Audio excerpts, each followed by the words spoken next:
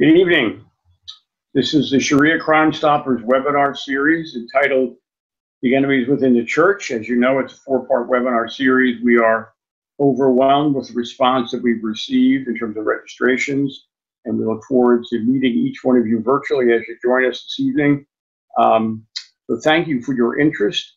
We are joined this evening, as you can tell, by some very expert people in the field. We've got Trevor Loudon, who's going to be our primary speaker tonight. Good evening, Trevor. Hi, Dick. It's thanks for having me on. Okay, we're going to get to Trevor in a few minutes with his full presentation on the enemies within the church. As you know, that is based on deep research, and if you know Trevor, you know everything that he says is highly documented. We'll talk all about that. We've got Liz Ure and Leo Holman up tonight, and they're each going to speak about their webinar. As you know, it's a four-part webinar series. Tonight is the strategic background, the structural infiltration that Trevor will cover in detail. By the way, before I forget, this is the webinar, which means you get to participate as attendees, meaning that you get to listen to Trevor, Liz, and Leo. You get to take your notes, and you get to ask questions. If you go back to the bottom of your screen, you'll see Q&A. If you click on Q&A, you'll be able to type in a text field with your questions. I'll see the questions accumulating, and then when Trevor has completed his presentation, Trevor will be on, and we'll be able to pose those questions for Trevor. If you've got questions for Liz or Leo, you're going to want to hold them to their webinar, which is coming up. So let's jump into the rest of the webinar series. We have 3 more weeks after tonight. They're all at 7 o'clock Eastern time. They're all recorded. They will all be posted on the United West Sharia Crime Stopper page. Again, unitedwest.org, and you look for Sharia Crime Stoppers. This reminds us that, of course, Sharia Crime Stoppers is a proud affiliate of the United West. We're very grateful to the United West and Tom Trento for allowing us to be part of their program. They have a motto, which is going to be very important throughout our work, including tonight: one team, one fight. I should also mention that the co-founders for Sharia Crime Stoppers are David Boris, our law enforcement training expert, former police chief and military police lieutenant colonel. Some of you might have seen his webinar series in the fall. So David Boris, we thank you for your energy behind Sharia Crime Stoppers. And of course, the other person is Mary Warapicki, who is always with us, and she's with us tonight behind the curtain. She's a co-founder of Sharia Crime Stoppers. My name's Dick Manasseri, and I'm grateful to be able to be participating on the one team. So tonight we're going to invite Liz to give us an overview of what week 2 will be. That is the week when we'll dive deeply into the enemies within the Catholic Church. We'll continue with the other weeks, but right now, why don't we give Liz an opportunity to preview March the 26th, a week from tonight, 7 p.m. Eastern Daylight Time, the enemies within the Catholic Church.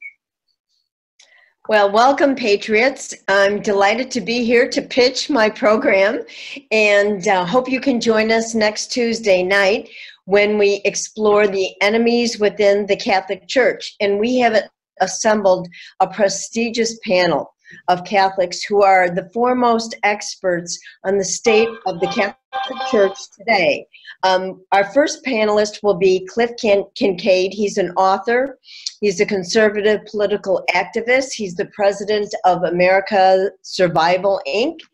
He's written well over 12 books on a range of subjects: on Moscow, on the United Nations, the welfare giveaway, U.S. taxpayers, and he's also runs a number of websites, the Soros Files, which is a treasure trove of information on George Soros, tracking his networks. He has another wonderful website that I would encourage all to go to, is www.religiousleftexposed, and finally LeninandSharia.com. So he is going to be talking about both his research about the enemies within the church, when it all began, and how it is manifesting itself.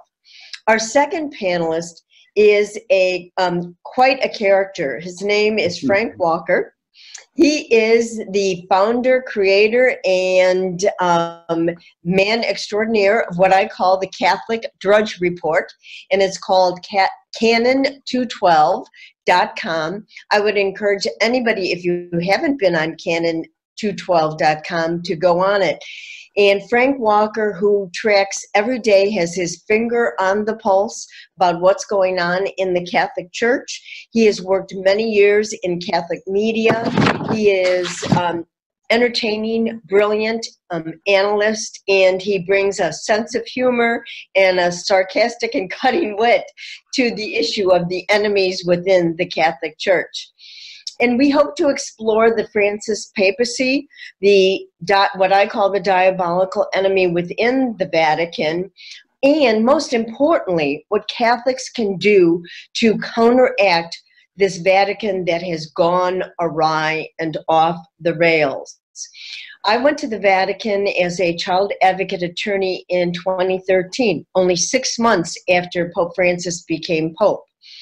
And what I saw shocked me to the core. And I want to talk about what I saw, my research. I went back again to protest his climate change agenda and share with you my own experience of seeing firsthand what's going on with the Soros operatives in the Vatican. As a practicing Catholic, I'm most interested, though, in really exploring with you, our audience, ways in which we can take back the church to restore sanity, religiosity, truth, and get our church back on the right track. So I'm really looking forward to a very exciting panel next Tuesday, March 26th at 7 o'clock Central, or Eastern Time, 6 o'clock Central Time, and hope you can join us. And please be sure and tell your friends, family, people in the pews to join us for what I know will be a fascinating discussion. Thank you. Well, thank you, Liz. And that's a reminder for me to tell you that, of course, each and every webinar will be recorded. So if you have friends that for some reason are not on tonight, they can look at the podcast, the recording that'll be posted on United West Sharia Crime Stopper page during the week. They can then register for the webinar as you have, and then they'll be able to join in next week. So part of the action we can already discuss is for you to help us get the word out to multiply the attendees tonight with the second, third, and fourth week. The third week will be April the 2nd. It'll be 7 p.m. Eastern Daylight Time.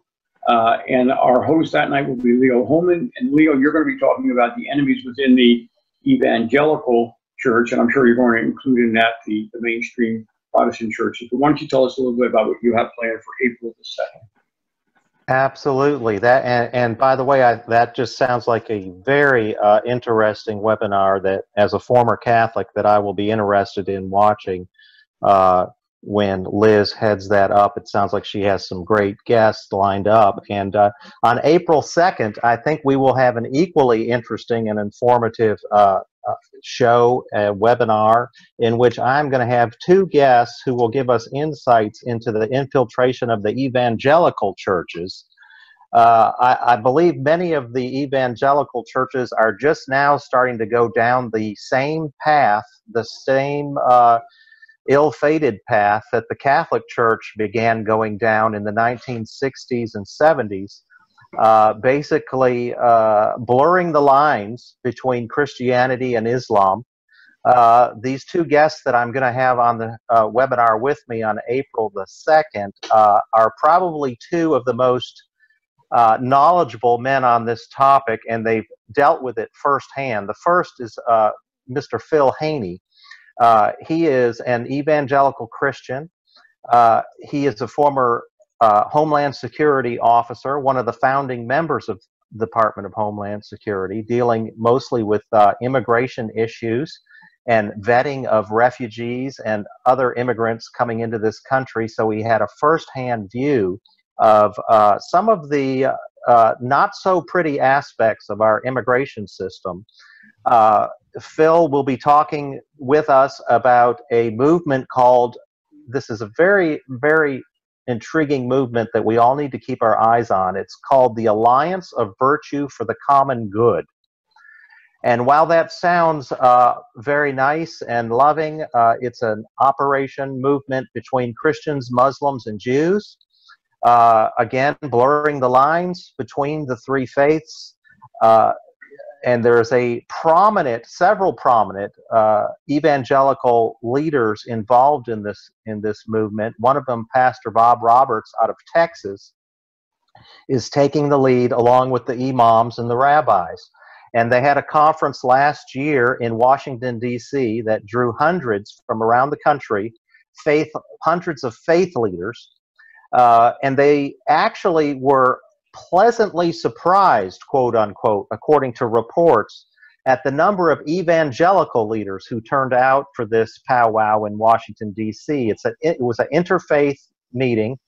And they consider the evangelicals the quote last line or the last group to be conquered within the Western Christian community. And so that's what Mr. Haney is going to be exploring with us. And I'm sure we'll have some words about the Common Word document and which preceded this Alliance for the Virtue of the Common Good. And so he will be joined by another man of God, Pastor, Minister Chiron Hadean, who is a former Muslim, grew up in Iran, came to Canada and then the United States to escape the mullahs and the totalitarian regime of Iran when he was a small boy of about, I think, 10 or 11 years old, and converted to Christianity and became a pastor. And he now has fully engaged his ministry in this whole effort to educate the Christian evangelical churches, some mainline churches as well, about the dangers of Islam and Islamization in the United States. He can share with us, he will share with us, I am sure, some of the war stories, horror stories, and also some of the good news that he's encountered out on the road as he has been speaking to churches all over the country. Myself, I, by the way, have a new book in the works called The Interfaith Deception. I'm in the middle of that, neck deep with research, so I'll be sharing some of my research and insights into the deceptions of the interfaith movement today as well. And it all started, as Trevor Loudon knows, with the communist infiltration. And I know you all be looking forward to his insights tonight. So with that, I'm going to turn it back over to Dick and Trevor. Thank you. Leo, would you please mention I forgot, I'll come back to Liz in a minute. What is your website? I just want to met people, if they want to get to know you better. I really didn't do a thorough introduction of yourself. Where can they find Leo Houman? Sure. It's leohouman.com.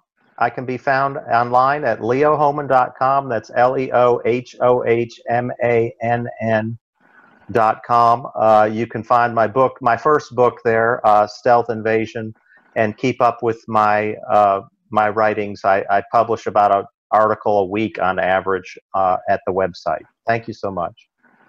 So Leo's a busy guy, and we appreciate his time, his energy. This is so important to put together that webinar. Liz, let me go back to you for a second.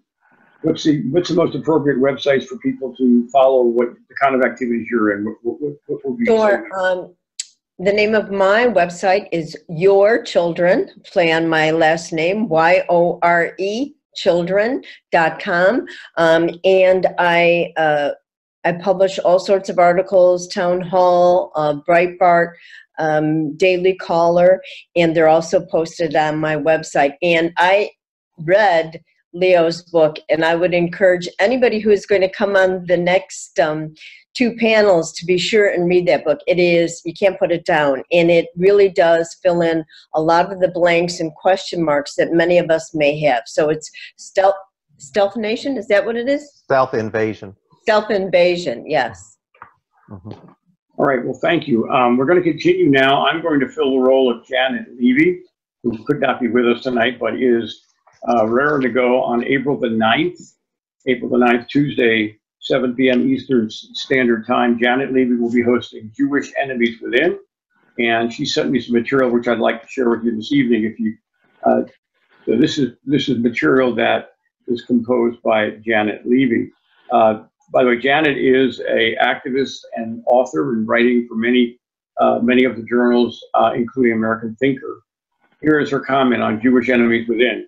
With the recent rush by pandering Jewish organizations to harshly condemn the mosque attacks in New Zealand, the obvious question has to be posed about their failure to recognize the massacres by Muslims of 140 Kenyan Christians, 13 Mozambique villagers, and an Israeli soldier and a rabbi that occurred at about the same time. Where is the outcry from Jewish leaders when Muslims kill Muslims in Pakistan and Yemen and Syria, Iraq, and beyond? Why is it a major news item for left-wing Jews when a non-Muslim perpetrates an attack? Also, where are the facts about one of the targeted mosques that converted and radicalized two Al-Qaeda terrorists?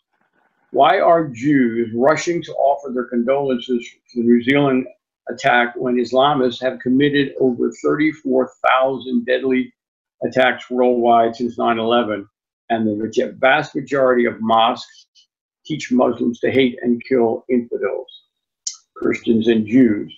How and why are some Jewish groups so intent on proving their "we love Muslims" bona fides by engaging in interfaith activities that serve to validate civilizational jihadists and ultimately endanger their own Jewish congregations? How and why are they working against the best interests of Jews and Israel? These are some of the issues that we will be tackling on the April 9th webinar, Jewish Enemies Within. I'll give you a little background quickly on Janet Levy.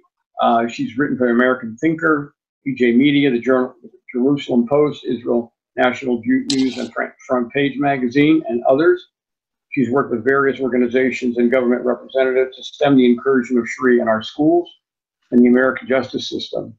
She's been a media guest. She was a media guest of the Joint Task Force on Gitmo and has testified on the American Law for American Courts. She's very, very proud to bring you on April 9th Rabbi Jonathan Houseman. Rabbi Houseman is an expert on Sharia and Islam in America. He studied at the American University in Cairo, and he is fluent in Hebrew and Arabic.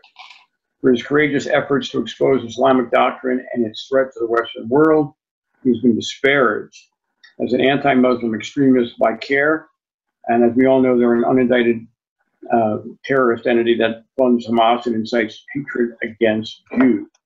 And finally, Janet will also bring forward Brenda Arthur. Brenda is the West Virginia chapter leader for Act for America. She's been working to expose the refugee resettlement racket in her state, as well as to stem the advancement of Sharia and how these issues are connected. Brenda is a Jew, and Brenda and Jonathan will complement Janet Levy on April the 9th. So we're excited. This is a wonderful collection of people that are committed. The common thread here is all three faiths need to continue to exist in the country we call America. And so while the enemies within threaten the faith community, it also threatens the survival of the United States, which is what Trevor's going to do. So at this point, we'll say goodnight to Leo. We'll say goodnight to Liz. Thank them for coming on. We'll look forward to seeing them as they come forward over the next couple of weeks. And now we're fortunate to be with Trevor. Trevor, thank you for your support on this whole project. A lot of the ideas came out of your conversation with us. We thank you for that. For anyone who might not know, Trevor Loudon has been working on researching the Marxists in the world for 30 years, and we're really grateful to have Trevor with us tonight. Trevor, why don't you start us off with a little bit of background and then give us your deep dive into the enemies within the church. Well, thanks very much, Dick. And as some of you may know, I'm actually from Christchurch, New Zealand, which has been in the news for all the wrong reasons in the last few days. And my specialty is the radical left, exploring how the Marxist, communist, terrorist groups impact on mainstream political policy, work with the Canadian Liberals and the British Labour Party, the American Democrats, etc. And I was recently asked to come into a project. I did a movie last year called, in 2016, called Enemies Within, which detailed the extensive Marxist and Islamist penetration of the US Congress and the US Senate.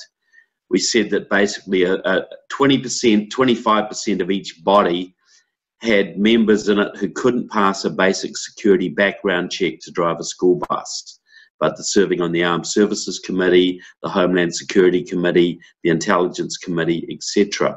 And now they're actually heading it under a Democratic administration, a Democratic House.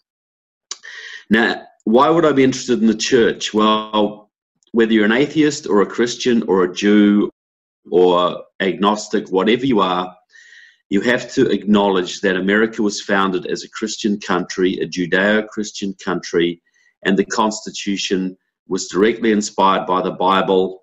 The concept of representative government came out of Mosaic law, and that is the heritage that has made this country the freest nation the world has ever seen.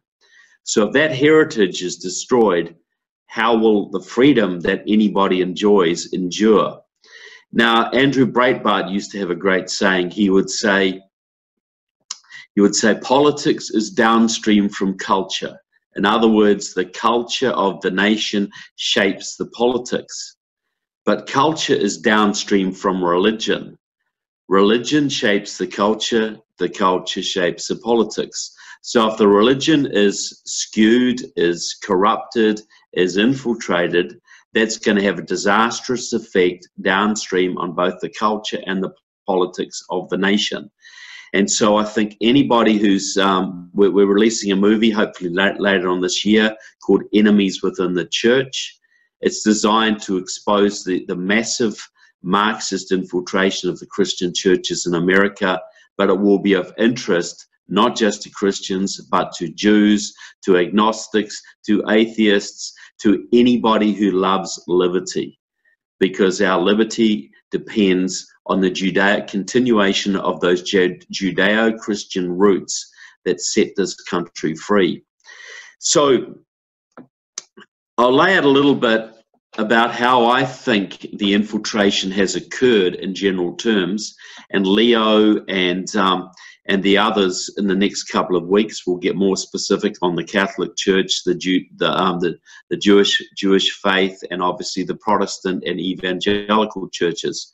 But I think there are basically four strands of Christianity in America. The basic four strands, the main four strands are obviously Catholicism, Protestantism, Orthodox churches, and the evangelical churches. Now, I don't want to, I know there are other churches out there as well, but those are the four broad strands, I believe, that are dominant in Christianity in this country.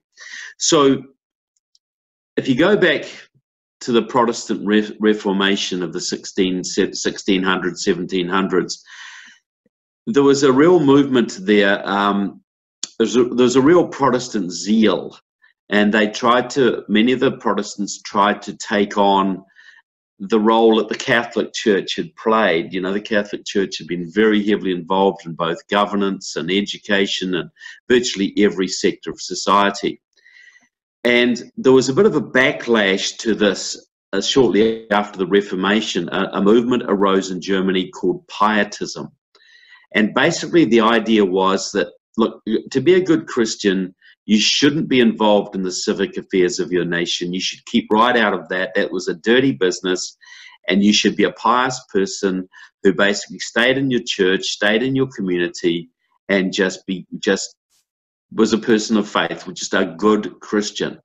Now, this was a very popular doctrine with a lot of the local princes at the time, because, you know, if they could encourage this doctrine, they could get those pesky Christians out of their hair. You know, they wouldn't be held accountable for their immorality or their corruption, because the Christians would stay in their church and leave them alone. So many of the princes of the time actually funded this movement, which spread right through Germany and into Scandinavia. And in the 1840s, 1850s, with the mass migration of German and Scandinavian Christians to the Midwest of the United States, they brought their pietism with them. And now really, American Christianity is pietist. Most Christians will tell you that Christianity and politics do not mix. Christianity and civic affairs do not mix. You don't comment on the affairs of the day. You don't get involved in the abortion debate or the gay marriage debate or anything like this. You stay in your church and be a good Christian, and that's your job. And the civic authorities just love that attitude. Now think back a little bit before I go into the Marxist side.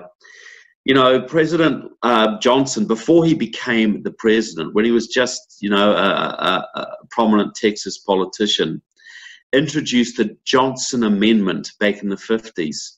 And that really brought the churches off, because what it said was, we're going to give you tax exempt status. We're going to let you keep all that extra money, but you got to stop endorsing candidates. You got to stop being involved in the political process. Now, this gave thousands and thousands of cowardly pastors a great excuse to stay out of politics. Now, you know, because they knew they wanted to grow their churches, and they knew that every time they made a political statement, they risked losing some of their parishioners and some of the donations that came from those parishioners. And with the growth of the mega churches and the huge businesses that they've become, that risk is even greater, which is why they've watered down their messages even more than they had in those times. So Johnson bought off the churches with their 30 pieces of silver. A few years later, they abolished prayer in schools, and a few years after that, we got Roe v. Wade. I would contend that neither of those things would have happened had the Johnson Amendment not been passed, which neutralized and emasculated the churches. And so, you know, and then basically, I don't think anyone would argue that America has improved since. The culture's got more and more corrupt every year. The politics have got more and more corrupt and divisive every year. And I think it can be traced back very, very strongly to the corruption of the churches that really took hold after the Johnson Amendment was introduced. So while that was going on, even way before that, see, you know, nature loves a vacuum. And when the Christians decided to get out of civic affairs, the Marxists, who are nothing but involved in civic affairs, thought, well, let's get into the churches. There's a vacuum there. There's people who in the churches who want to get involved in civic affairs, but they're not encouraged to do so by their church. So let's get in there, but make sure we direct them in the correct direction. We don't want any of this conservative or constitutional stuff. We want socialism and social justice. One of the very first infiltrators of the Anglican, sorry, I was brought up an Anglican, of the Protestant churches in America came through a man called Harry Ward. He was I think he was at one of the major theological seminaries in New York, one of the top theologians, you know, Christian activists of the time. And even before World War I, even before the Bolshevik Revolution, he set up the Methodist Committee for Social Action, which became the first communist front in the United States. And that started to spread social justice and, you know, all this kind of thing through the Methodist Church. And after the Bolshevik Revolution, Harry Ward actually became a secret Communist Party member, answerable to Lenin and Stalin. And he carried on his work, and he recruited a whole bunch of people, hundreds of people, to carry on his work. And that spread beyond the Methodist Church into the Episcopalians and the Presbyterians and many others. So, and then they set up the National Council of Churches, which was affiliated to the World Council of Churches, which is basically the KGB at prayer. And so you have a situation today where most Protestant churches, and this is not every church because it depends on the local pastor or the local priest or the local head of the church, but by and large, all of the mainstream Protestant churches are now socialist in nature. You know, they're all about social justice, they're all about global warming and critical race theory, and very little to do with sin or repentance or any of that sort of old-fashioned, you know, fire and brimstone, hellfire type of stuff. So, and just a little point, you know, I think anybody who's went to a Protestant church as a younger person, they probably spent most of those sermons on Sundays squirming, you know, thinking, sweating a little bit as the pastor, you know, just sort of called them to account for their sins during the week. It was a purification process. Well, I guarantee most churchgoers in America today don't squirm in the ceremonies, in the sermons. They're very free, user-friendly, they're very soft, they're all loving and harmonious, and they don't tell you hardly anything about what's in the Bible, just the cherry-picked stuff that makes you feel good. And that's a very sure sign that you're in the wrong kind of church. If you don't squirm during the sermon, you ain't doing yourself much good. It's supposed to be a cleansing and fortifying process to carry you through the next week till the next Sunday. So another great example. Now, I think a lot of Americans have heard of a thing called situational ethics. And that is really the common ethical system amongst most Americans today. And it came from a man called Joseph Fletcher. Joseph Fletcher wrote a book in 1966 on the subject. And he basically said this, you know, that really the old idea of ethics that are fixed and rigid and imposed as the word of God, really that's old-fashioned. And in the modern world, you've got to really adjust your ethics to the situation around you. And something that once would have been considered unethical really could be okay depending on the circumstances. So it made ethics, rather than an objective thing that comes from, you know, the Ten Commandments or other sources, it made ethics really what you feel like at the time. And this was really the fuel that spurred the 60s. It changed the culture of the country. And I think we all see the implications of situational ethics today. Now, Joseph Fletcher, in his latter years, he left the church after he was regarded as one of the major Protestant theologians in America of the 20th century, one of the top guys. He left the church, avowed atheism. He founded the Planned Parenthood with, you know, Margaret Sanger. He founded the Right to Die Society. And for many, many years, he was a secret member of the Communist Party USA. He was Stalin's agent in the church. And he set up a whole lot of peace groups and this sort of thing. But it's interesting to note that the man who changed American ethics and the ethics of Christian churches was never a Christian. He was a communist all his life. And when his damage was done, he avowed atheism. He advocated for post-birth abortion up to the age of 9 or 10 in the case of handicapped children, and he showed his true colors, but the damage was done. But this is an example of a communist infiltrating the church who had a huge impact on our culture. So you had this situation in the Protestant churches, which is really when in the vacuum of Pietism, the Marxism came into the churches, and now all of the mainstream Protestant churches are Marxist to some degree or another. The Orthodox churches were very pure for a long time, but the KGB took over the Russian Orthodox Church way back in Stalin's time. Stalin originally and Lenin originally suppressed the church, but during World War II, they needed the churches to rouse the patriotic fervor of the people. So they allowed the churches to open, but they are all run by the KGB. And the American Orthodox Christians well understood this, and they kept a big distance between them and the Moscow Patriarchy. But I think it was in 2007, after the fall of the Berlin Wall, when communism had all gone away, the American churches succumbed and they rejoined the Moscow Patriarchy. Now almost all Orthodox churches in America are basically, although they would not admit this and probably don't understand this, are working under KGB guidance, FSB guidance as it's known today. Doesn't mean they all follow the line, but that's where the leadership now owes its allegiance.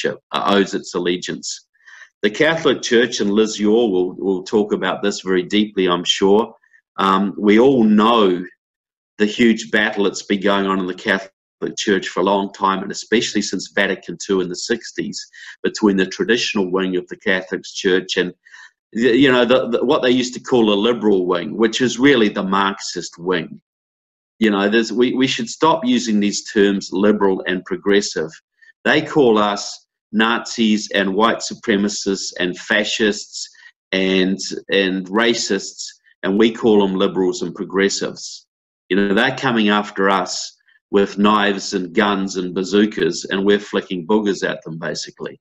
We got to call these people out for what they are.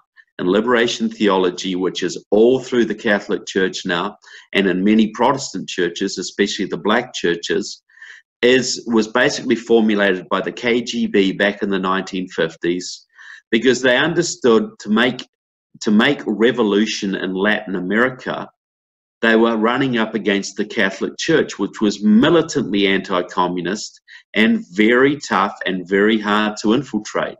So what do? You can't battle Catholicism in Latin America. They're opposed to communism. So you've got to become a communist Catholic. You've got to introduce communism into the Catholic Church and let the Catholics introduce communism for you. So there was a conference held in 1957 in Venezuela, I believe it was, and that's where the Catholic Church, where the doctrine of liberation theology was introduced to Latin America. It spread like wildfire in Brazil and Argentina, and they worked with the local communists to the point, up until Bolsonaro became the president of Brazil, most of Latin America is now led by Marxists. Most of Latin America, they called it the Red Tide, that really took off, really conquered most of Latin America after the fall of the Berlin Wall. And the impetus was to recover in Latin America what we lost in Eastern Europe. And the Catholic Church played a huge role in that. Well, obviously, Francis, as a young priest in Argentina, was caught up in this movement. He's talked about how he used to hide communist literature from the authorities for his communist friends. He couldn't wait till the communist newspaper turned up at his office each week so he could pore through it. I think there's a lot of Catholics out there who are willing to say the big bad word against Pope Francis. He isn't a progressive Pope. He's not a social justice Pope. He is the first Marxist Pope of the Catholic Church, and that has huge implications for the West, for the Church, for because we know that it was Thatcher and Reagan and the Pope who basically put the Soviet Union on the back foot. Well, right now the Pope is more a friend of Putin than he is of the West, and he is a huge danger to our national security. And I cannot see how the Church is not going to split in the near future if this problem is not called out for what it is, because he is causing a huge problem. We know that there are, we hear right back from the 1930s, Bella Dodd made her famous testimony that when she was in the Communist Party, she left the Catholic Church, became a communist, that she helped to put 1,100 young Catholics into the Catholic Church, into the priesthood. And, where are they now? They became, obviously, some of them became just parish priests, but I'm sure many of them became bishops and cardinals, and they have helped to bring the Church to where it is today, a very divided Church that is running into huge problems, and weakened itself because the immorality that those people brought in, and many of them were gay, because the Catholic Church for a long time thought, well, we are impervious to infiltration because nobody's going to be celibate for the rest of their life just to infiltrate the Church. But if you're gay, that wasn't quite so much of a problem, because you're going to find plenty of company in the seminaries, unfortunately. So now the last strand of this, and which shocked and surprised me more than anything, because I understood this Marxist infiltration had been going for a long time, but I've always regarded the evangelical churches as relatively clean. And I think Leo alluded to the fact that until recent times they were. You know, they were straight up Bible preaching. They tended to vote very politically conservative if they voted. Not enough of them did, but many of them were active in the Republican Party. You know, we know that Reagan couldn't have got elected without the evangelical vote, probably not George Bush, and certainly not Donald Trump. They played a role in all of those elections. They've been very steadfast in their support for Israel for many, many years. Well, unfortunately, the young pastors, the young evangelical pastors who once would have supported Ronald Reagan and Israel are now backing Palestine and Bernie Sanders. So how has this happened? Well, you know, I can point to a few organizations. I'll name a few. You know, you look at the Rick Warren churches, you look at the Bill Hybels mega church out of Chicago, you know, the big mega church model, which has been very money driven, has never had any really been very reluctant to preach any form of traditional Christianity. It's all been very seeker friendly, all very all very sort of watered down, and increasingly to the left, because they're trying to adjust to the culture. They see the young people going to the left, and they see problems like illegal immigration. They see the browning of the church, and the browning of America, and they think, well, this is where we got to go. And some of them, like, you know, Rick Warren, for instance, you know, I know lots of conservatives, lots of constitutionalists who go to his churches in California. But Rick Warren was a member of the SDS. Well, he was active with the Students for a Democratic Society back in the 60s, one of the major Marxist groups going. Member of the Council on Foreign Relations, a big advocate of Islam, and a big advocate of illegal immigration amnesty, the left's main tool for destroying this country. Just think about it, 22 million illegal immigrants in the country. They will vote maybe 80% Democrat. The average election, presidential election, is won or lost by under 3 million votes. You know, why do you think they're pushing this, people? It's nothing to do with compassion. And then you've got, you know, Lynn Hybels goes to Palestine on a regular basis, what they call Palestine, the occupied territories. She takes these young evangelical pastors over there. They meet with terrorists, they meet with communists, they meet with the Popular Front for the Liberation of Palestine, and Hamas, and those young pastors come back hating Israel.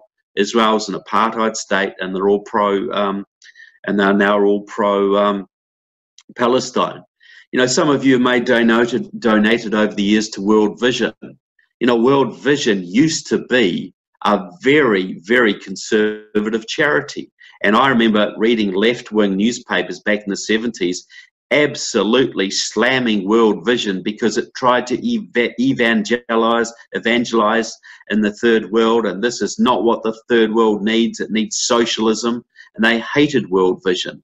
Well, World Vision was caught not long ago sending money to Hamas to help them build tunnels to Israel that terrorists could go through. That's how far World Vision has gone off the map. They are completely infiltrated, and don't give them a dime. It's a Marxist organization now. And you got a network of these groups. You've got the Gospel Coalition, and they are involved in many of these groups. We've got Russell Moore at the Southern Baptist Ethics Commission.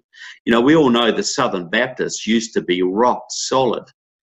Now, Russell Moore, with Al Mohler and others, are very, very tied into the Gospel Coalition, one of the most prestigious Christian organizations in the country, headed by a man called Tim Keller. Well, the Gospel Coalition is all about promoting illegal immigration. It's all about critical race theory. It's all about ending white privilege.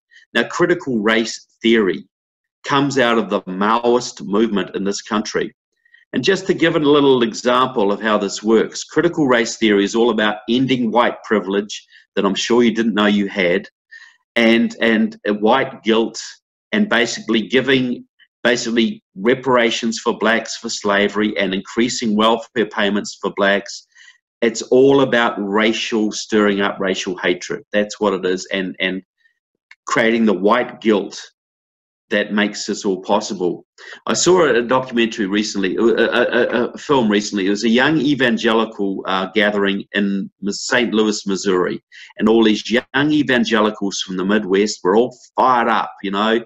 They're there. It was a great event, and they were lectured by a young woman from St. Louis, a pastor in a local church, local black church, and she got up and told these young boys and girls that the thing that God wanted them to do more than anything else was to end white privilege. Now, apparently this was the 11th commandment that got missed off the Decalogue or something like this. So these young kids are all fired up and they want to be good Christians, and they believe that they're inherently racist and that ending racism is what God wants them to do. This is critical race theory. That young woman is an open member of the Organization for Black Struggle and the former Acorn in Missouri. Now, the Organization for Black Struggle is a front for the Freedom Road Socialist Organization, the organization that gave us critical race theory, and the organization that also gave us Black Lives Matter. So these young evangelical kids were going to a conference and being lectured by a member of a communist front and telling them what God wanted them to do. Now, this is going on all through the churches. I guarantee you'll go to a lot more churches on Sunday in this country and be lectured about critical race theory than you ever will about sin, redemption, or turning your life around. You know, that is the way the churches are going. It's with global warming, it's class struggle, it's social justice. All of these are Marxist memes, and they're going through the Christian churches, evangelical churches like wildfire. You know, Tim Keller talks in some of his books about how, as a young man, he fell in love with the Frankfurt School. You know, the Frankfurt School was German Marxists who fled Nazi Germany, set up at Columbia University, and basically gave us the sexual revolution of the 60s and everything else that's come since, everything that's gone wrong in the culture since. And Tim Keller admires these people. The Frankfurt School and Gramsci is rampant in the Christian churches. It's rampant in the seminaries. It's rampant virtually everywhere you go at the senior levels of the churches, and it's transforming American Christianity into a social justice, socialist church. The evangelical churches are going the same way the Protestant churches went before them.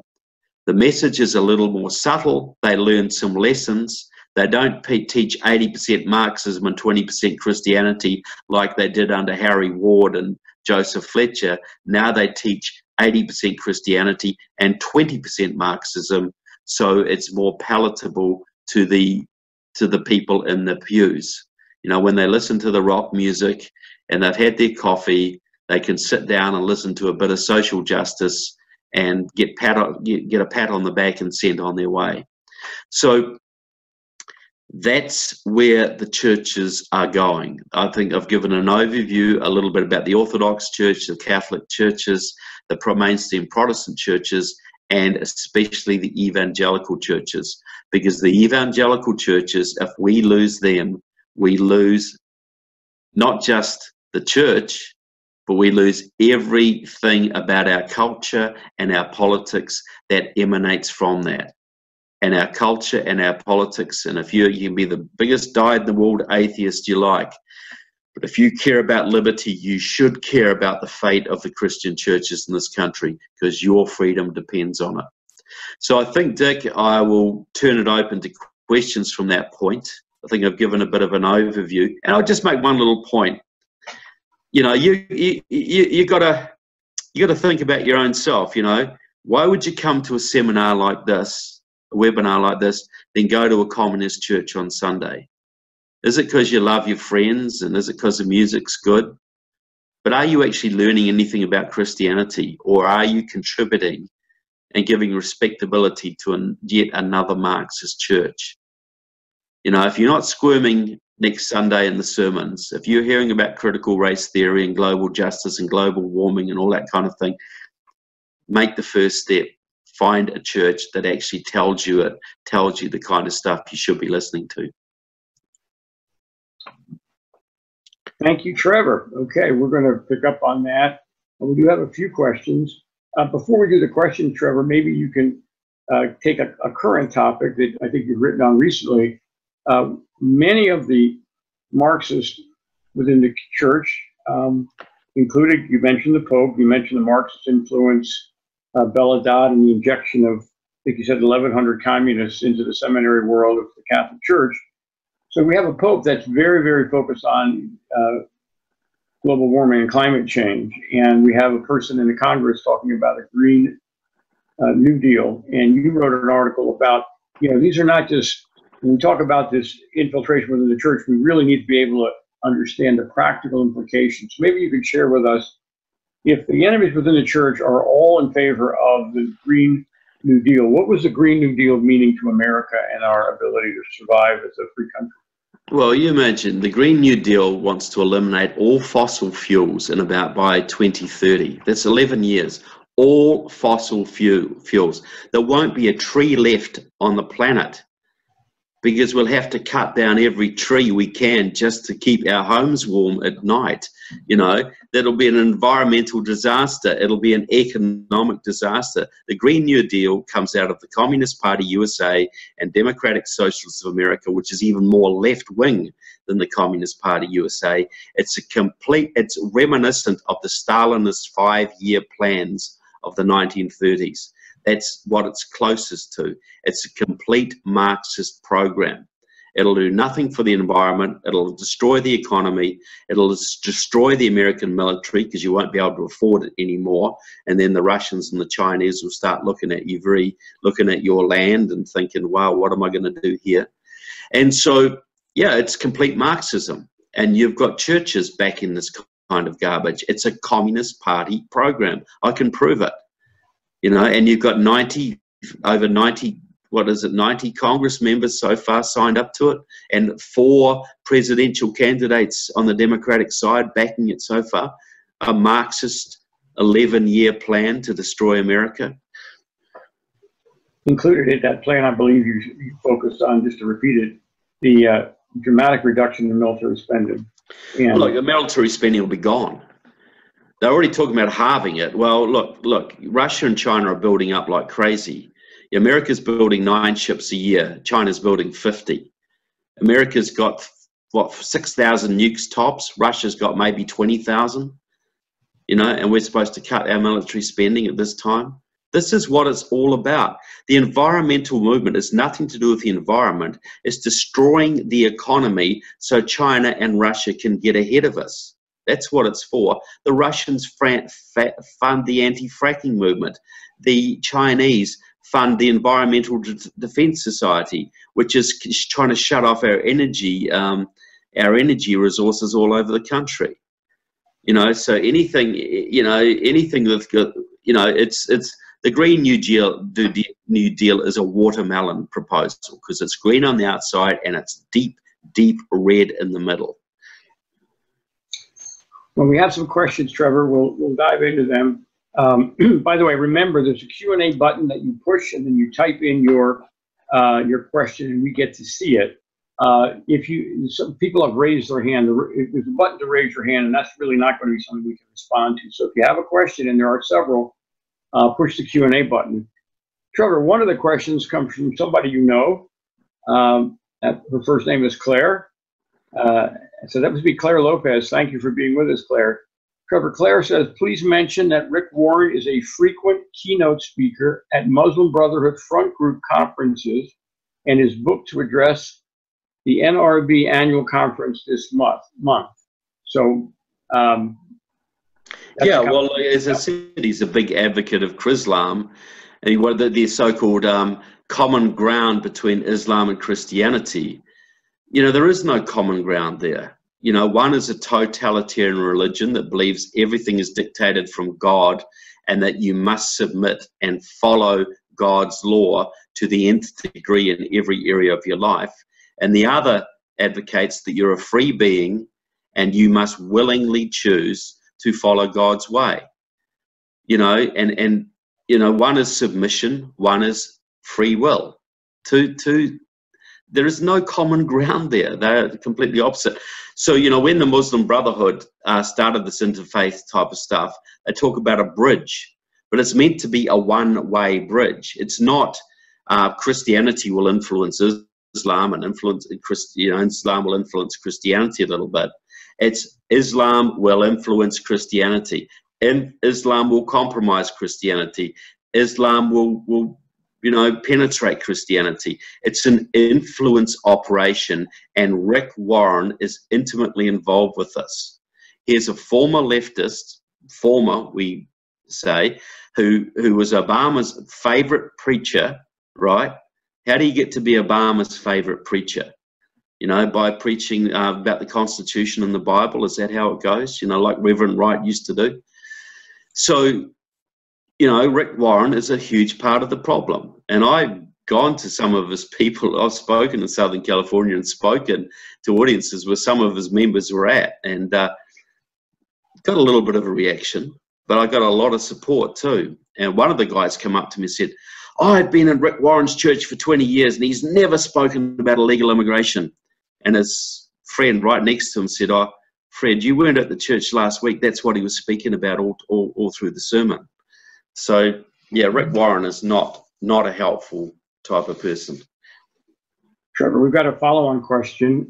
Claire also says, excuse me, can you mention the role of the Jesuits in infusing Marxism and liberation theology into the Catholic Church, especially in Latin America, where she's actually seen the impact in El Salvador? So, look, I know that Claire has served in El Salvador and had rockets raining down on her house and things like that. She knows insurrection. Look. The Jesuits aren't the only people involved. The Mary Knowles and other orders are also involved in this. But the Jesuits, which, you know, is really the military intelligence wing of the Catholic Church, was one of the very first groups to be penetrated by Marxism.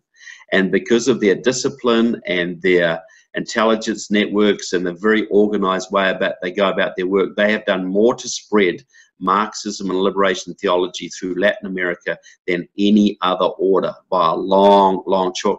And guess what? The Pope is a Jesuit, is he not? Is he not? Yes, he is.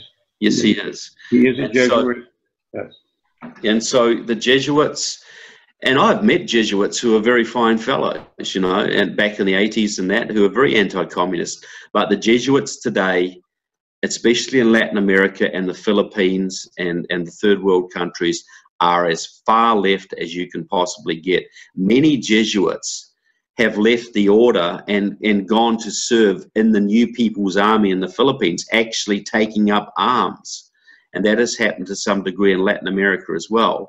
But more, they have played a behind-the-scenes role, a teaching role, an intelligence role, a military advisory role for the revolutionaries right through Latin America. And you know, when Catholics go to church and they put money in the Lenten appeal, a lot of that money ends up going to those organizations in Latin America that are killing Catholics on the ground. This is going to be a very difficult conversation, Trevor, that will start tonight and that will continue next week. There are going to be a lot of very, very good people, committed Catholics, who are going to have a really hard time with this conversation. So I understand that.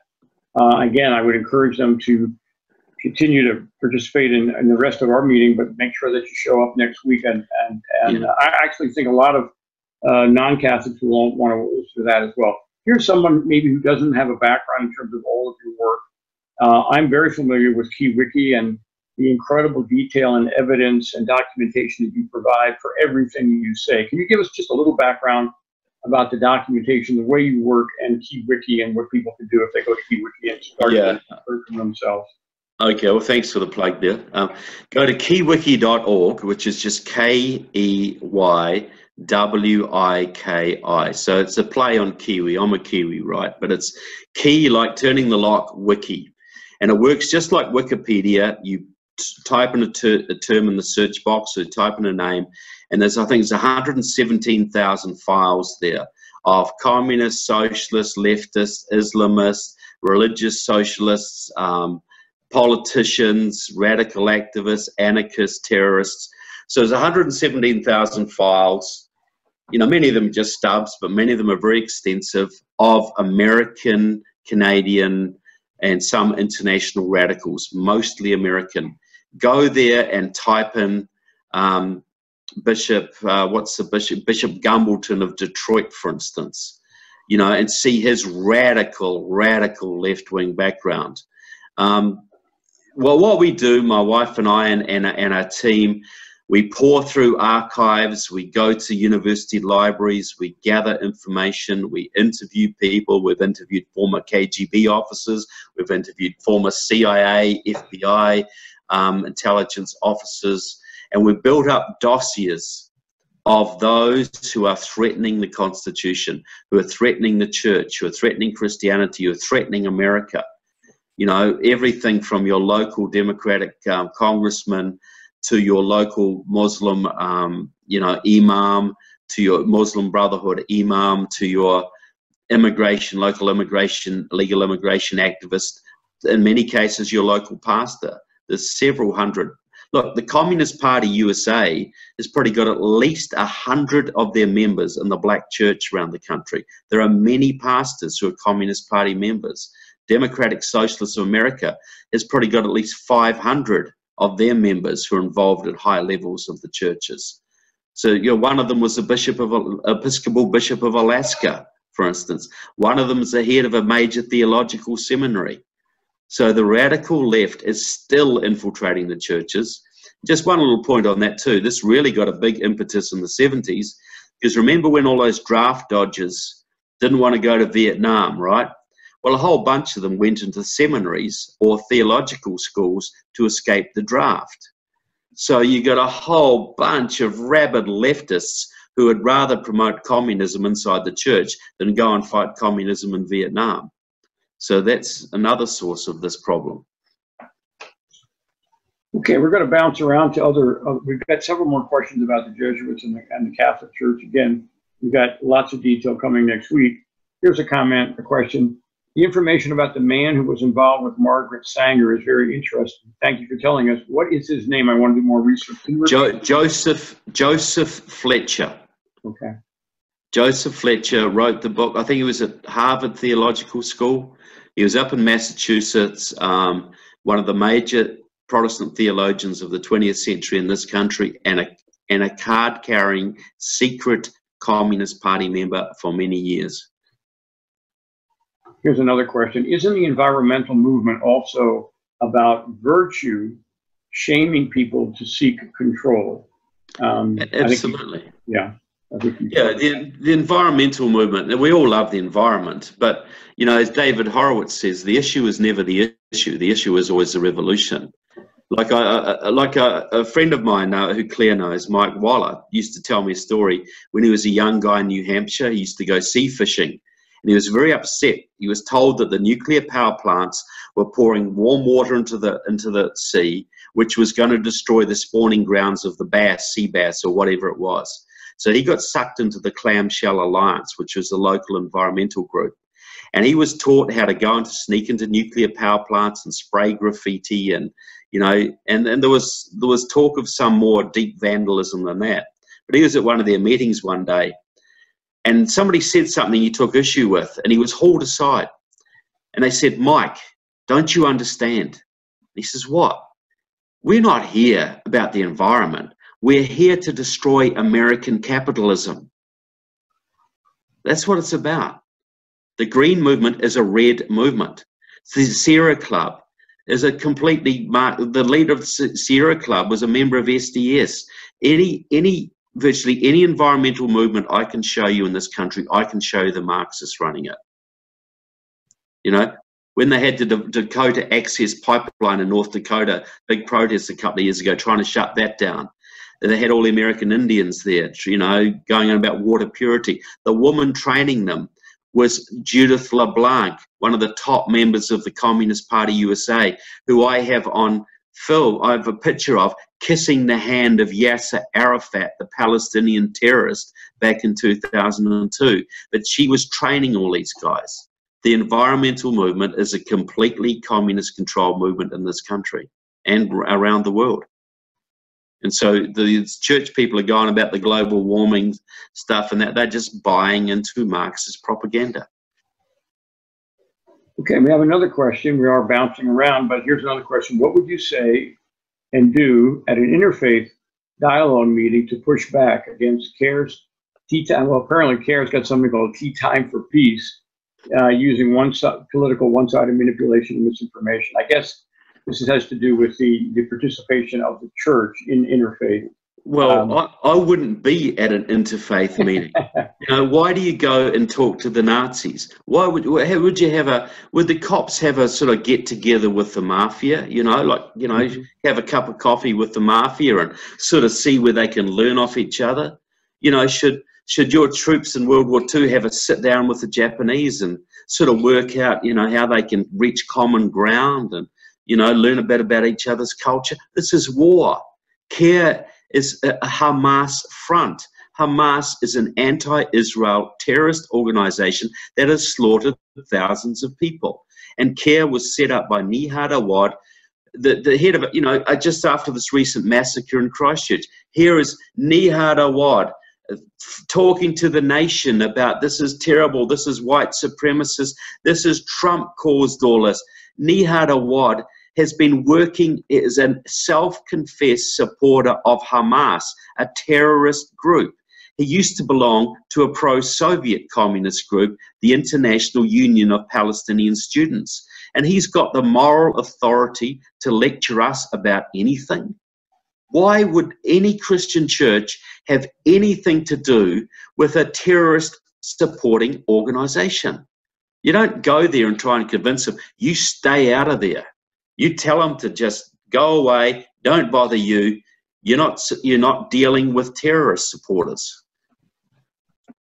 By the way, one of our featured guests on April the 2nd is Philip Haney, and Philip has also helped us understand, and he'll talk about it on the 2nd. One ways to Trevor's message is we need to emphasize the opposite of evil and stay on the side of good and not necessarily engage or arm wrestle. However, if you are always faced with a meeting, there are three things you can say immediately that would end the conversation. The dialogue ends when you remind the interfaith people that the Sharia-compliant people in the room do not believe that Christ was crucified. They do not believe that Christ is the Son of God, and they believe that the Holy Spirit, the Paraclete, is Muhammad. That pretty much ends the dialogue right there. If you actually were to enter it. Why not just have some interfaith dialogue with Satanist church, the Church of Satan? There you go. You know, Satan is a biblical figure, right? You know, Satan used to be in heaven, right? Why don't we go and talk to the Satanists? You know, we'll think of what we could learn from them. But just as the point you mentioned there, Dick, is I'm writing a little article right now. To save America, we must further polarize America. And people are saying, well, you know, isn't America polarized enough? Well, no, it's not, because the communists and the Islamists, they are one pole, and they know what they want, and that's to destroy America. We don't have an opposing pole to that. Because most of us don't understand how bad they are and how dedicated they are to destruction of America. So we don't understand it's in danger. You know, World War II was very polarized. You had the Nazis, you had the Americans. You had the good guys, you had the bad guys. Well, in America today, we've got the bad guys. But most of the good guys don't know how bad the bad guys are, and they really don't understand what they should be doing and how good they should be, and there's too much division on our side. So we have to push our side more towards America, more towards the Constitution and what America stands for, and we have to call out the bad guys for what they are. Nihad Awad should be called out every time he pokes his little face on the camera as the Hamas terrorist supporter that he admits to being. He's not the civil rights sort of guy. He supports murderers, and he should be called up and called out for that every chance we get. Will that increase division? Yes, it will. Is this a time where we should have more division? Yes, because we need more division between what is good and what is evil. Because right now you've got evil, and good really doesn't know what it's all about.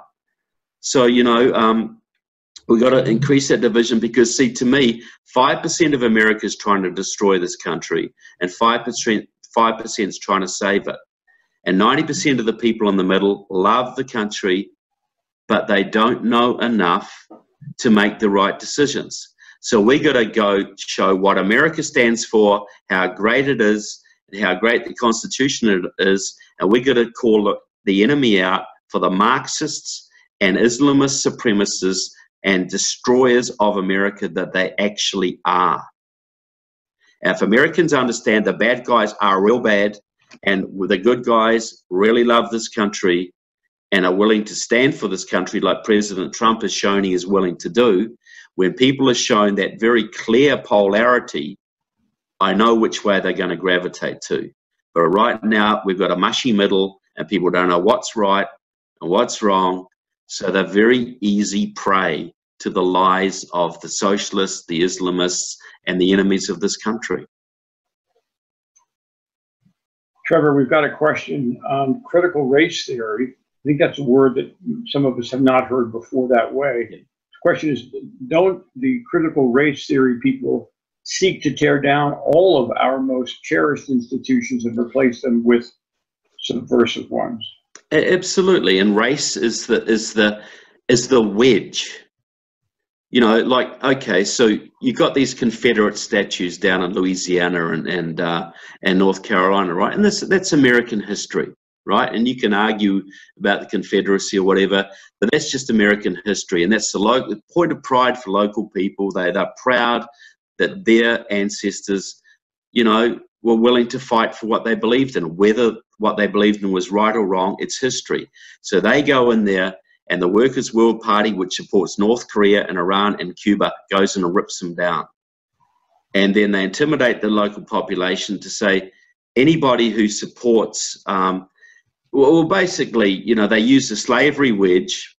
So we all got to be guilty for slavery. Even me, who never was, his ancestors weren't even in the country. You've got to have this collective guilt that goes back a long time, and everything about the culture, your culture, must be criticized, relentlessly criticized. Christianity must be criticized. Your history must be criticized. The police must be criticized. Your institutions must be criticized. Your way of life and your education system must be criticized relentlessly so that people lose confidence in the system. They're not willing to defend the system. They're not willing to defend their institutions or their culture, and it can be replaced by the new culture. So this is critical race theory, is just what it says. It's criticizing everything about race and making white people guilty, making anybody who stands up against Islam automatically a racist, even though Islam is not a race. And so this has intimidated people. You know, and you think about this, you know, words have power, words are weapons. Why does no Republican ever stand up against communism in this country? Because of one word, McCarthyism. Ends the debate, shuts him down. Oh, he's a McCarthyist. Why doesn't anybody criticize affirmative action? Not many people can criticize affirmative action or the massive vote fraud that's going on. Well, you're a racist. You know, why didn't anybody criticize Obama for his rampant socialism? Because you can't criticize the first black president. You'll be a racist. This is critical race theory. Anybody who's white is automatically a racist. You're unconsciously a racist. You know, you could be married to a black partner and have mixed race kids, but you're still a racist because you're white. You know, they will say only whites can be racist because racism is about privilege. You can only be a racist as you have the privilege and power to enforce it. And as black people don't have the privilege and power, therefore they can't be racists. Only white people can be racists. And these are insane ideas, but they rule us. Has anybody not been intimidated by the word racism in their life in recent years? Has anybody not hesitated to criticize Obama because they might get called a racist? You know, I criticize Nihad Awad for the terrorist that he is because they might get called an Islamophobe. These words are devised by the left and the Islamists to intimidate us. They're just words. But now, with Nihad Awad and that, they're trying to put legislative power behind those words. And that's when the real trouble starts. Okay, I've got a question. Actually, it was a comment that was submitted. I'm going to just read the comment. It's from a pastor. So he says, he confirms his experience of being in the seminary where homosexuals were present as students, as faculty, and as guest speakers. He also confirms that the homosexual lobby actually trains people to be committee heads in these church general assemblies, these conventions that shape moral positions. Resolutions are submitted to the General Assembly for vote by the delegates from around the nation, but the instigation of that, according to this current pastor, is that the homosexual lobby is heavily involved in the proposals that come before the church boards on a national level. So that was just a comment. Yeah, well, and we got to understand, this isn't just your local gay friend. These are organized left-wing homosexual activists. You know, if they didn't have the left-wing politics backing them up and the left-wing communist organizations going on, they wouldn't be organized this way. They wouldn't be doing what they're doing. You know, and so, you know, the leader of the gay movement in this country, the man who started it, was a man called Harry Hay, who was a Communist Party member, and started the first gay rights society in America called the Mattachine Society back in the 40s, and really kicked the whole movement off.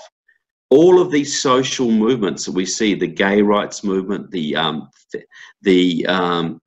radical ecology movement, the animal rights movement, they're all come out of the communist movement, all of them.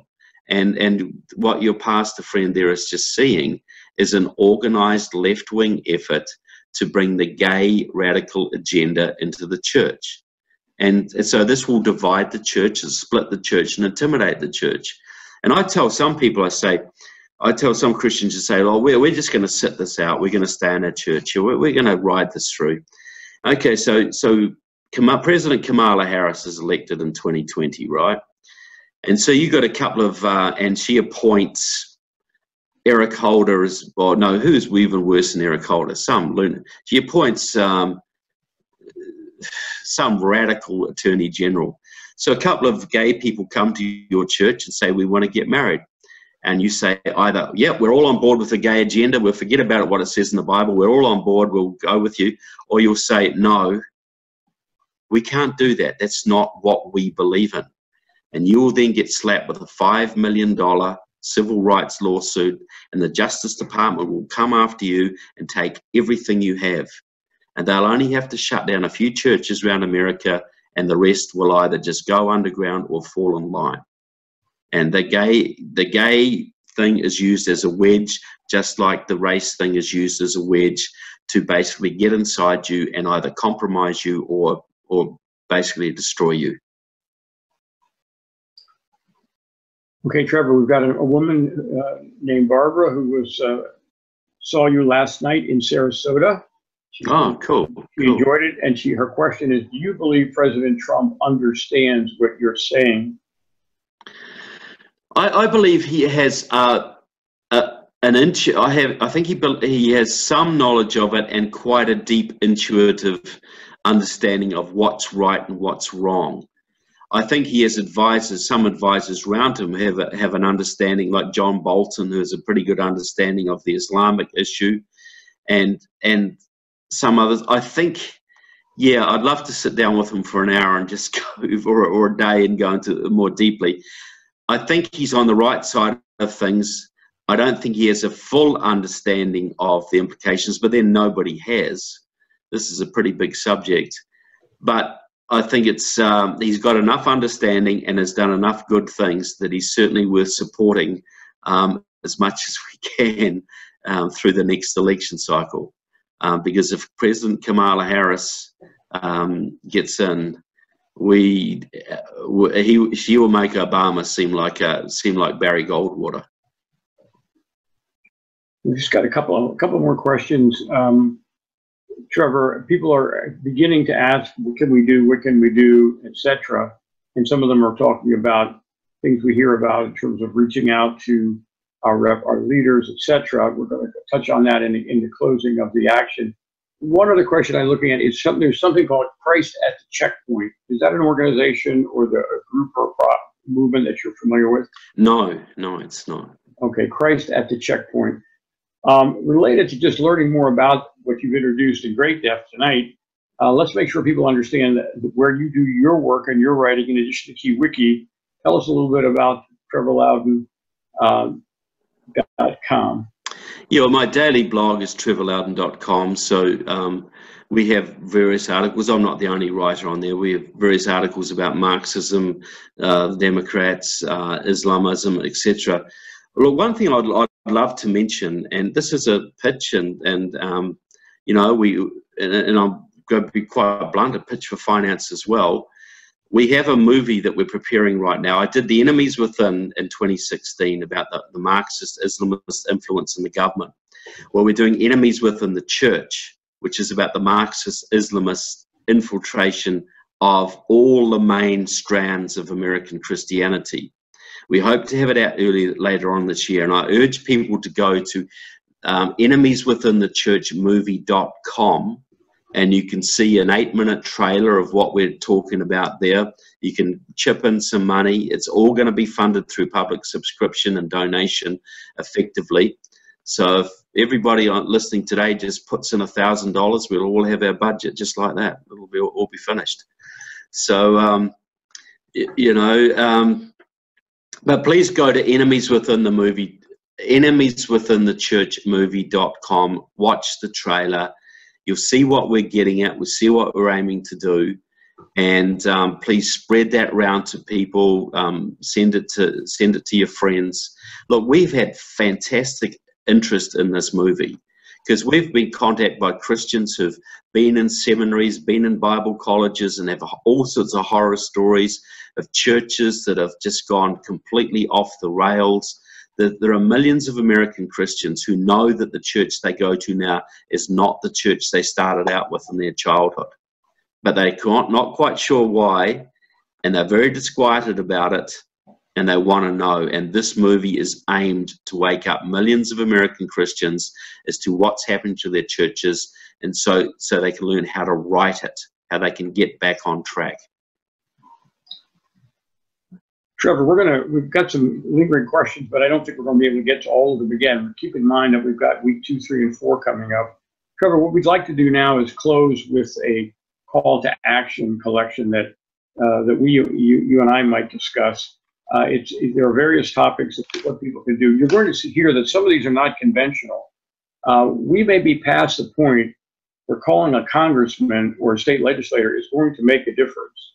And I'll just share that with you, and as well as the fact that you may not be able to convince your fellow church people. You may or may not. People are deeply involved in agendas right now.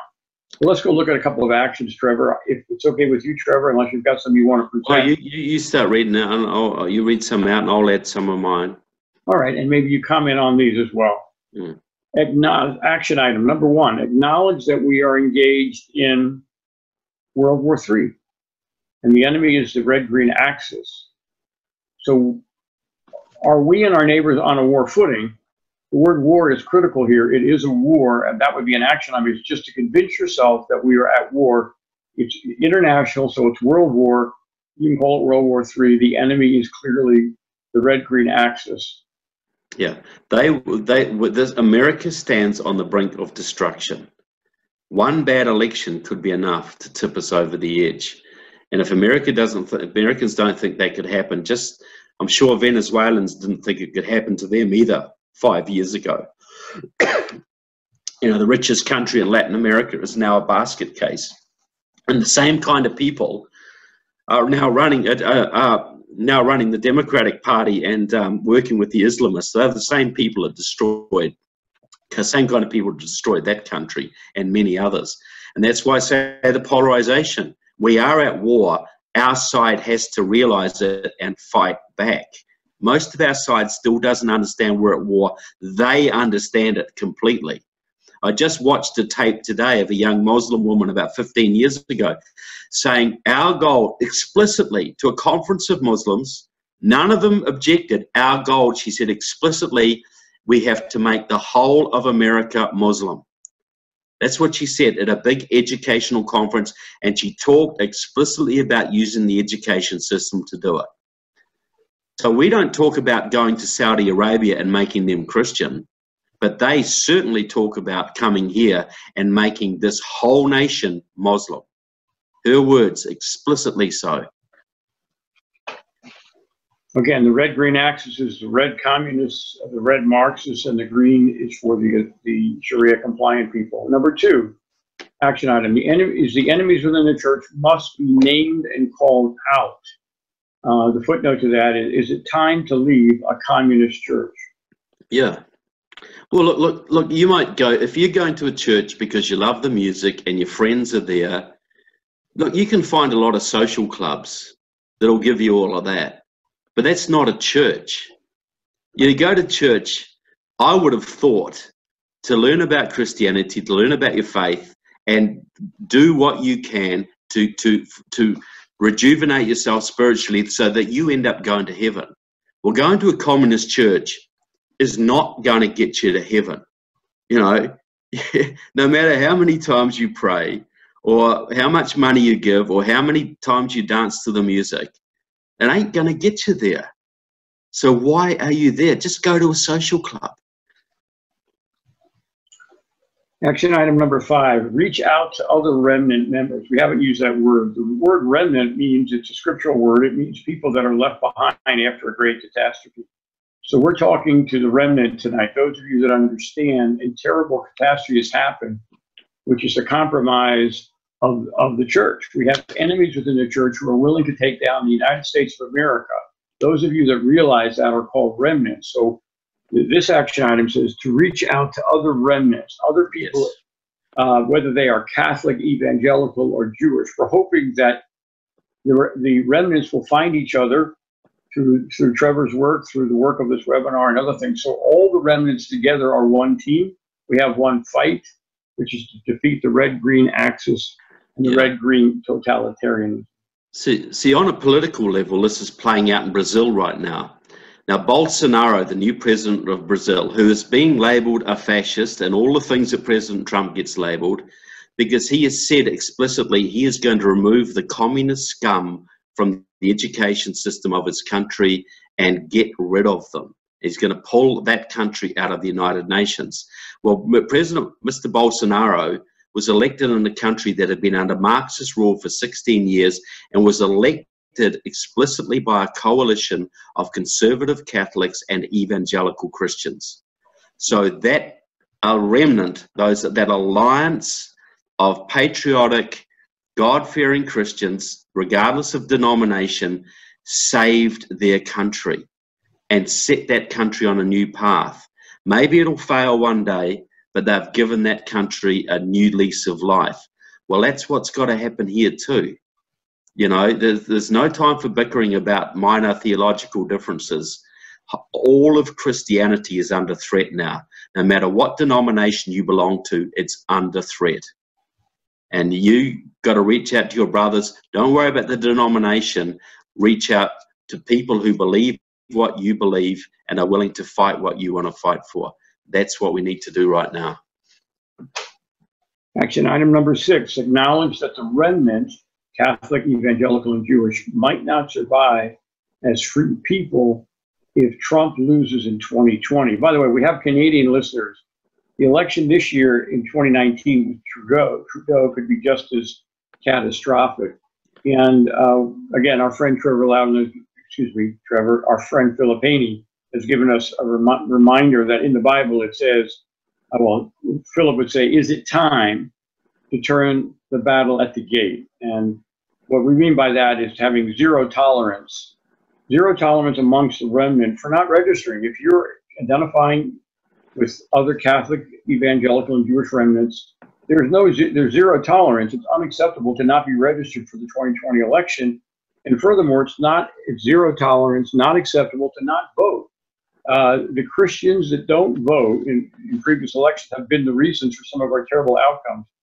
So there's zero tolerance for not voting if you understand the risk that the remnant is at. Well, yeah, you know, like, how can you be a Christian and live in the world's richest country with a constitution inspired out of the Bible, representative government that comes out of Mosaic law, you enjoy all the fruits of bounty that nobody has enjoyed in human history, a country that spread more of the gospel around the world than probably any other, who's built more churches around the world than any other? How can you live in that country and think you have no responsibility for maintaining it? None whatsoever. You know, don't think of politics. This is your civic duty. You know, if you are commanded to love God and thy neighbor as thyself, and you don't help your starving neighbor, can you call yourself a Christian? If your town is being flooded and you don't help man the pumps and, you know, put the sandbags up and all that, if you don't help, can you call yourself a Christian? Well, if your country is going to hell in a handbasket and you do nothing to help, you take no civic responsibility, how can you call yourself a Christian? Action item number 7, you touched on it. Emphasize the polarization that should exist between good and evil. Be outspoken. You're not looking for compromise with evil. You're emphasizing the pole, the good pole.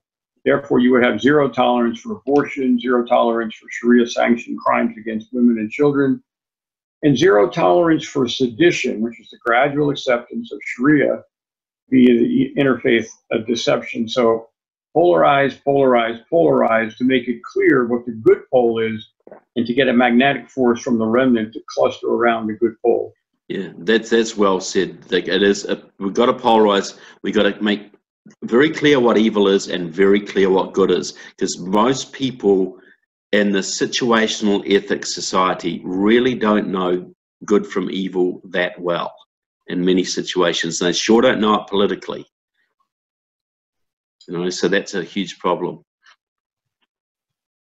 We've got one more that was suggested, and that is to be being practical, pragmatic people living with God's will be done. What happens if we lose? So what would just as an action item, begin to think through and prepare for what happens if Trudeau wins in 2019, and if Trump loses in 2020? What would we do? We don't want to dwell on that. We want to be optimistic, but that just reminds us that that's a possibility. Well, that's where you say, you know, reaching out to the remnant. So we've got to reach out to the remnant to build the movement to make sure we do win. Yes. But if we lose, that remnant, still those networks of the remnant are still what we need to survive and help each other. That's all we're going to have then. If we don't build those networks now, we aren't going to be able to win. But if we lose, we still need those networks to even survive, you know, to help each other through this.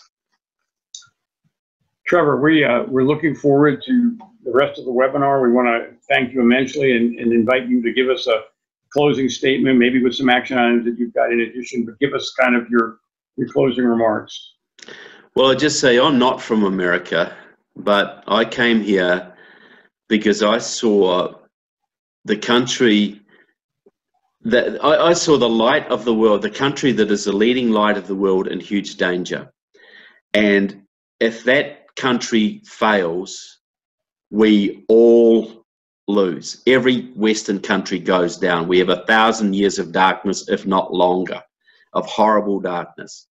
But if the country can recover its faith, if it recover what it believes in, and recover itself politically, that's going to inspire good people all over the world to take their countries back. So it isn't just about America. This is about Canada. This is about Australia, New Zealand, South Africa, France, Britain, Germany, Brazil, you know, China.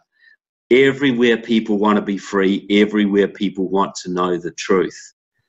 And and if America goes out, that is lost. If America can recover, and that entails a spiritual revival and a political and a corresponding political regeneration, we can have a flowering of civilization like we haven't seen before, like a new renaissance. So I don't want to paint all doom and gloom, because I think the positive side is hugely positive, but we have to understand the negative side is way worse than most of us can possibly imagine. This is a polarity again. We got to see what's really, really bad and avoid it, and we got to see what's really, really good and go towards it full steam ahead. So I just want to thank the people. I want to thank you, Dick, for organizing this. I want to thank the listeners. There's some I know and some I don't. I appreciate you listening to me. I enjoy sharing what I know with you and the stimulating questions that come. But most of all, I want you to think about what you are doing in your church, in your own circle of friends, to spread truth and to go towards the good pole, and what steps you can take right now to start making that happen. If you do that, my time here tonight has been well spent. Thank you, Trevor Loudon. We're so grateful for your commitment to America and to the people that are listening. And again, one last action item. Tomorrow, this webinar will be posted on United West. We're very grateful to the United West and the Sharia Crime Stoppers page. So one action item would be to tell a friend and let them watch the video, the recording, and see if they want to join us in future webinars by register. Yeah, well, absolutely, and encourage your friends. Look, I would like to see 1,000 people on the next webinar. You know, look, I know there's a lot more than 1,000 Catholics out there who'd love to know what's happening in the church. I know there's a lot more than 1,000 Jews who would love to know what's happening in the synagogues. So encourage everybody who's listening tonight, if you like what you saw tonight, try and get 2 or 3 friends to listen to the next one and the next one and the next one. And we can have a pretty big audience, and I think this will have a major impact around the country. It'll just get a lot of people thinking about what they can do, make them a little clearer on what the issues are, and spur some action. So I really thank you, Dick, for organising this. I think I think it's a great thing, and I've been very happy to contribute. Thank you very much, Trevor. And again, our motto is one team, one fight. We're in the process of forming the one team. Part of the motivation is to realize the one fight. And I think we couldn't have done better than have Trevor Loudon clearly identify the fact that there is a fight. It is World War III, and we need to engage to save ourselves and to save America. Thank you, Trevor. Thank you very much, Dick, and thanks to everybody for listening. And we'll see you on the next seminars. All right. Good night.